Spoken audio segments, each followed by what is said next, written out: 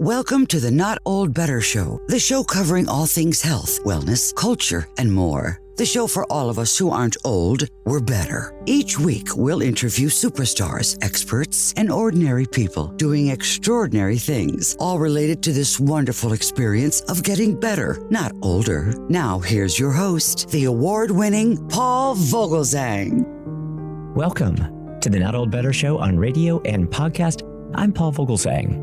On the morning of November 3rd, 1979, in a quiet neighborhood of Greensboro, North Carolina, a crowd gathered for a march. Activists, mill workers, and local citizens standing together against the Ku Klux Klan. The press was there, cameras rolling, ready to document a demonstration for justice. But what unfolded in just 88 seconds was something no one could have imagined.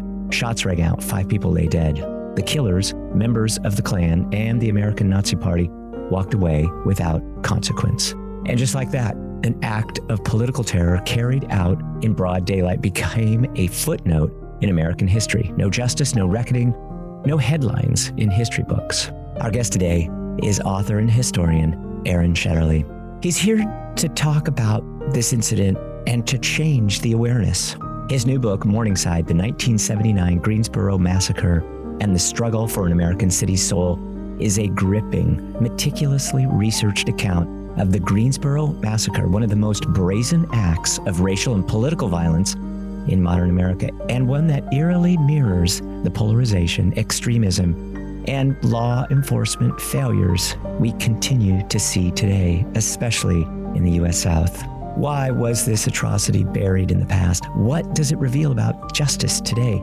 And even now, there are lessons that we can learn. Aran Shetterly will discuss those with us and more as we approach the 45th anniversary of this chilling event. Aran Shetterly spent years uncovering the truths that many wanted to stay hidden. He spoke with activists, police officers, informants, and eyewitnesses, some who still refuse to acknowledge what happened that day. Today, Aran Shetterly joins us to share what he found and why Morningside is more than just history, it's a warning. This is the Not Old Better Show on radio and podcast. I'm Paul Vogelzang. Stay with us. Author, historian Aran Shetterly, so good to see you. Welcome to the program. Congratulations on this wonderful new book, Morningside. We're going to talk all about this today, but I'm excited to get into it. Thank you, Paul. Great to be here with you. So nice to talk to you too. Black history, Black heritage, all of these important subjects, but one that really struck me as being an interesting one that I just didn't know anything about was the Greensboro Massacre. Yet it really is this pivotal moment, I suppose, in American history. What led you to the story, and what do you think kept it away from some of the other stories that we so frequently hear about in regard to this subject? Great question. I was in Greensboro in 2015. My father had a show of his paintings, actually, at the International Civil Rights Center and Museum. And the woman who organized that said, there are 2 people you have to meet. So we went to this little cafe at the edge of downtown Greensboro. And after a while, in walked Reverend Nelson Johnson and his wife, Joyce Johnson. And they sat down with us and they told us some of their story.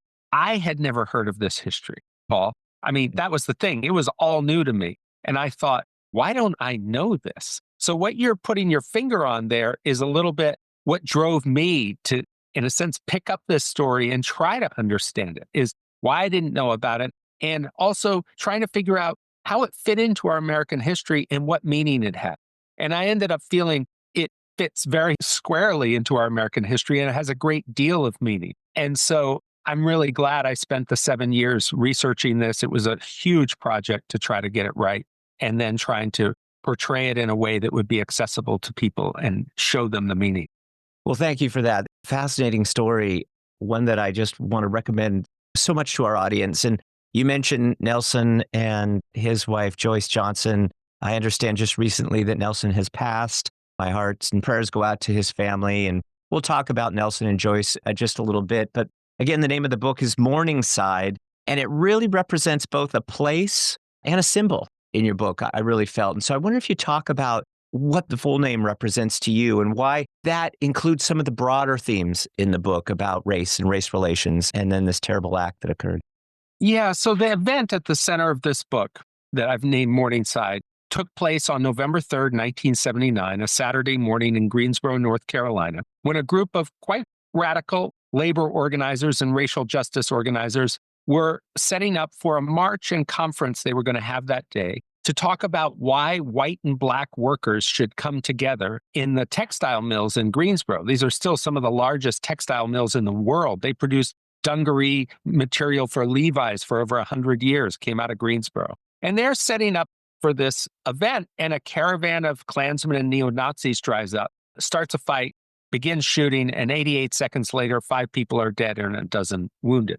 Where they are is at a public housing project in Greensboro called Morningside Homes. It's a predominantly African-American project that had been built in 1954, opened in 1954, 1955. And it was viewed with all this hope at that time as this stepping stone for working class people to make their way into the middle class. What we see by 1979 is that this country didn't place the mission of getting poor people into the middle class at the center of what it was doing the way it had done during the Great Society, during Lyndon Johnson's War on Poverty, that had sort of come to an end. So instead of Morningside being seen as a place of hope, it was seen as a dead end. But the reason I held on to the title was because it's evocative of hope, that the world keeps turning, people get up in the morning, keep trying. And that's something that Nelson Johnson and Joyce Johnson have always done and really inspired me, and that they weren't giving up on these people. And so I just found that that was profoundly important. You refer to the amount of time and research that you put into it. 7 years it took to pull all of this together. You conducted interviews, you read police files, FBI documents. There were a lot of other research that you did to pull this together. What did you find that was some of the most interesting research that really focused your attention on what really took place? Because we can see sometimes these big events occur, but until you narrow down on some specifics of what happened, you don't really get that picture. What was it for you? There were a few things. The amount of documentation, because there were 3 trials and an FBI investigation, which was considered by some to be the 3rd largest in American history at that point, the amount of documents and pages just to look through was almost overwhelming.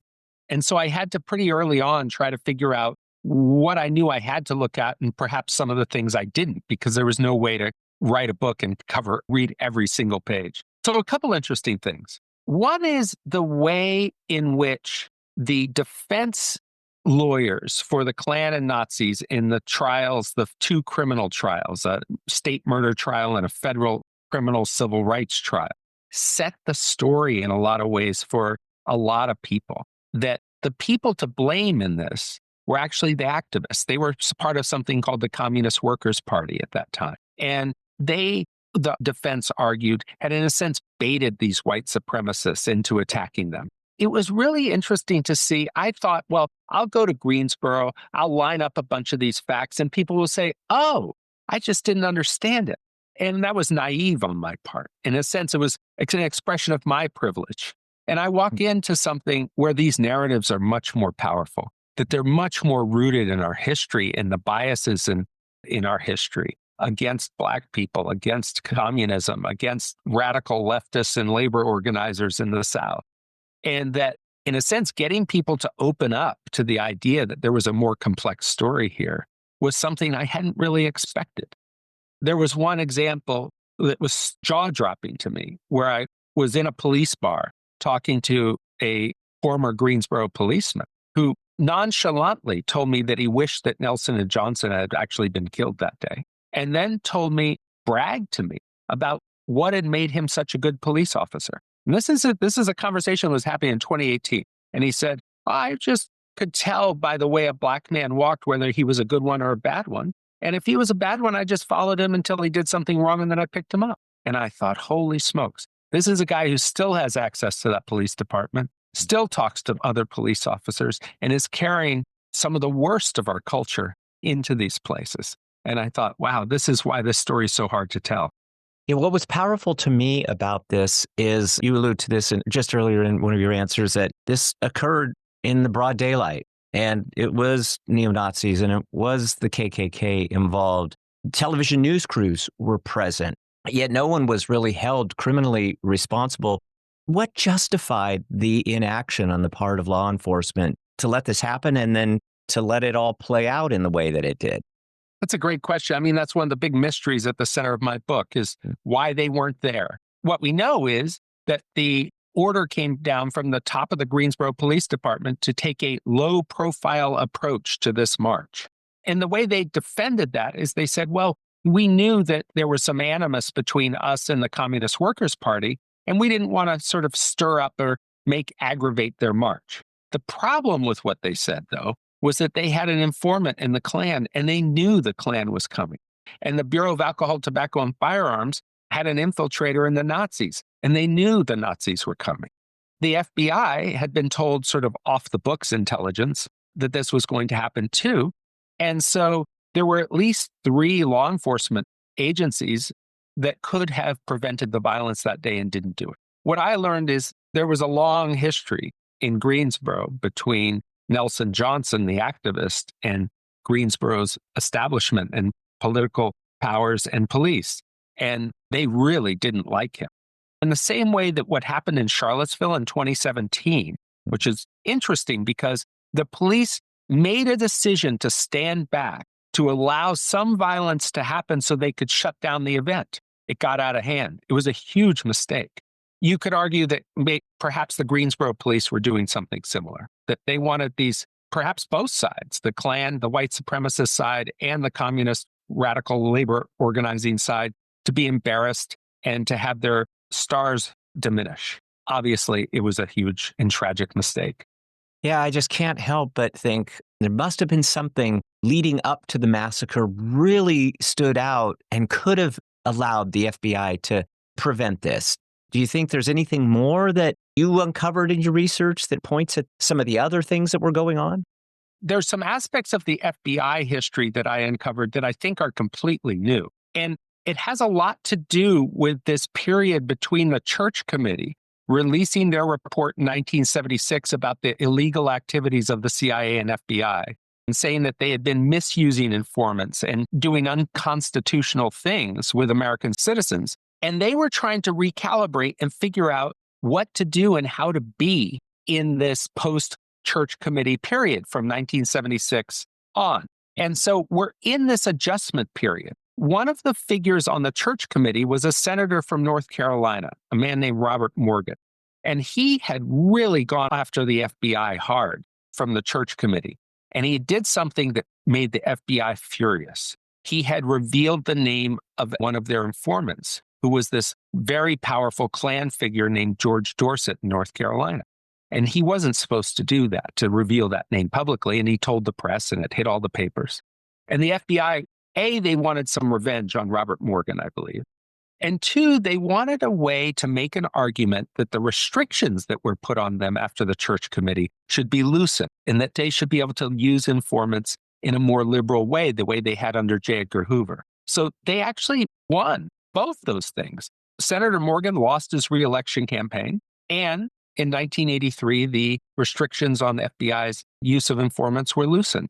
And they used Greensboro to some degree, and what happened there, to get some things they wanted. So in a way, what the FBI's interests were much bigger than one event in a mid-sized North Carolina city.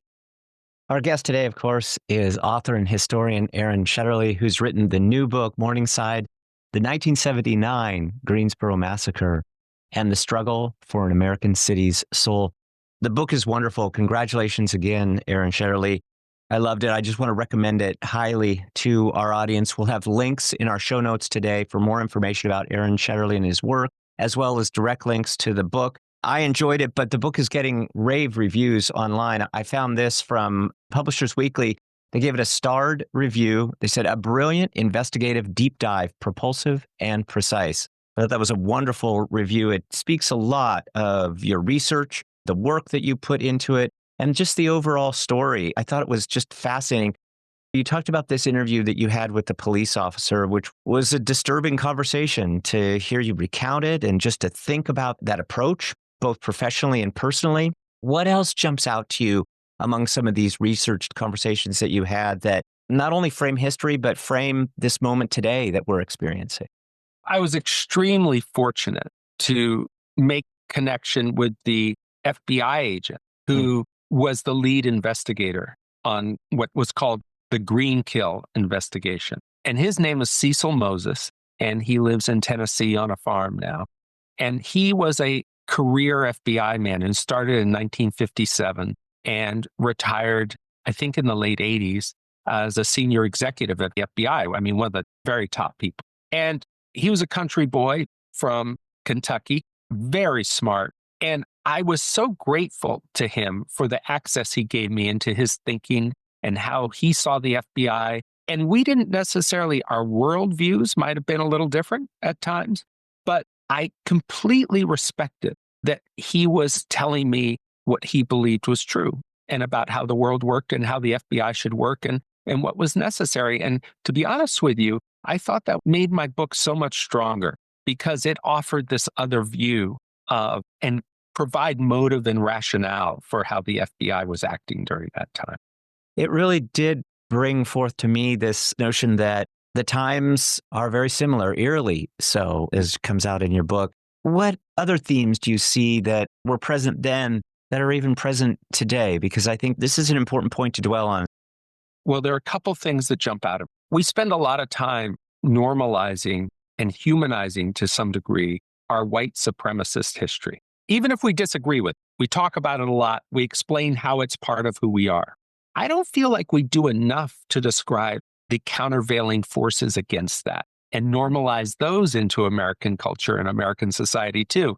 And that's why I feel like I really wanted to humanize these people who have called themselves and then get called communists, right? In a sense, that word becomes a wall and we don't get past it to understand the real motives and personalities and rich lives of people who fit in that category, rightly or wrongly. So I think it's really important that we spend some time thinking about how American the people are who fought against the repression in our history and fought for greater equality. Another thing I'd say that's an important theme, it seems to me, is accountability. If we don't hold people doing bad things accountable in our society, they feel impunity and they feel empowered and they come back stronger. That's what happened with the white supremacists who massacred 5 people on a Saturday in 1979. They weren't held accountable. They went out and spread their toxic message of white nationalism around the country, became celebrities in that movement, inspired people like Dylan Roof in 2015, who walked into a church in Charleston and murdered 9 people. And I believe they feed right into the history of the January 6th insurrectionists. So it seems to me so important to hold people accountable when they do these things that interrupt our democracy. Thank you for that. Again, the author, historian Aran Shetterly is our guest. Wonderful new book titled Morningside. We'll have links in our notes so that everybody can find more information about Aran and this fantastic new book. Let's talk for a minute about Nelson and Joyce Johnson. Bring us up to date a little bit. As I mentioned, Nelson has passed away just recently. Tell us what you learned about them and how that might apply to some of today's issues and what some of the learning was that might give protesters today a sense of the commitment that both Nelson and Joyce shared on this subject. So when I met them, what inspired me to tell this story wasn't only that I didn't know about this history, and it was the 2 people I was sitting with who were carrying this trauma, right, of seeing their friends murdered right in front of them and then being told they were to blame for it for years, weren't cynical. We're still out working for the poor and marginalized in Greensboro and North Carolina and our nation, and approached the world with this big-hearted radical love in which they believed in the possible transformation of every single person here. And I thought, wow, now that is something I'd like to spend some time around, to soak up that spirit and understand what motivates it. And, their faith is important, but also they were on the ground in community. They were working with people. They were touching people every day and building alliances. And what Nelson always liked to say is walk toward each other. And, I feel like that's so important right now. We get on Twitter and we get on our social media and we digitally click away from each other. And I think that this idea of walking toward each other and trying to find some things in common, even across our differences, is something that they have exhibited as long as I've known them and much longer. And I just found that to be such a powerful message. Yeah, that's wonderful. Thank you. Yeah, I really like this theme that you bring up about accountability. And I think there's so much to learn in the book. I wonder if you see anything else going on today that really just focuses you on the need to kind of understand better and then to hold not only each other accountable, but our leaders. People like to tell this story as this conflict between Klan and communist, right? Nazis and communists. There's always a third party in this stuff. It's like slave patrols, right? Slave patrols, say, these, people from a community went out and tracked what the black slaves were doing and made sure they were in their place. But there was state involvement, And the thing is, when our justice system can't process an event like this, in a sense, the state is ratifying what those people did when they're acquitted. And I just feel like it's so important to let our elected officials know that we won't stand for that they need to stand up. And I think they need to stand up right now. And some of them are beginning to, but all of us need to encourage them, because if anything, this current moment is teaching us is that where the power is supposed to lie is with us. And it's reminding us of that. And I think a lot of us have forgotten that. And that's something that Johnson's never forgot. Wonderful sentiments. And just again, congratulations on this fantastic book. Aran Shetterly's been our guest today, author of Morningside, the 1979 Greensboro Massacre, and The Struggle for an American City's Soul. Historian, author Aran Shetterly, thank you so much for your time today. It's a fantastic book, and we'd love to have you back and talk to us again about some of these subjects that you do research on and that you write on. And because I think history can help us in a lot of ways, especially these days. But thanks for your generous time today. Thank you so much, Paul. Great talking with you. My thanks to Aran Shetterly, author of the new book, Morningside, the 1979 Greensboro Massacre and the Struggle for an American City's Soul. Aran Shetterly has written the new book. We're going to have links so that our audience can find out more information about him. I thank our audience on podcast and on radio. I especially appreciate you joining us. I'm also thankful for Sam Henniger and Miranda Henniger, who helped me keep the show on track. Please, everyone, be well, be safe. Let's talk about better.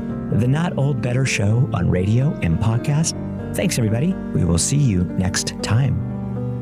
Thanks for joining us this week on the Not Old Better Show. To find out more about all of today's stories or to view our extensive back catalog of previous shows, simply visit notold-better.com. Join us again next time as we deep dive into some of the most fascinating real-life stories from across the world, all focused on this wonderful experience of getting better, not just older. Let's talk about better. The Not Old Better Show. Hi, one final thing. Please check out our website for this episode and all episodes at notold-better.com, or subscribe to the podcast on Apple Podcasts, and be sure to check out your local radio stations to find out more about the Not Old Better Show on podcast and radio. You can find us all over social media. Our Twitter feed is Not Old Better, and we're on Instagram at Not Old Better too. The Not Old Better Show is a production of NOBS Studios. I'm Paul Vogelsang, and I hope you'll join me again next time to talk about better. The Not Old Better Show. Thanks, everybody. We'll see you next week.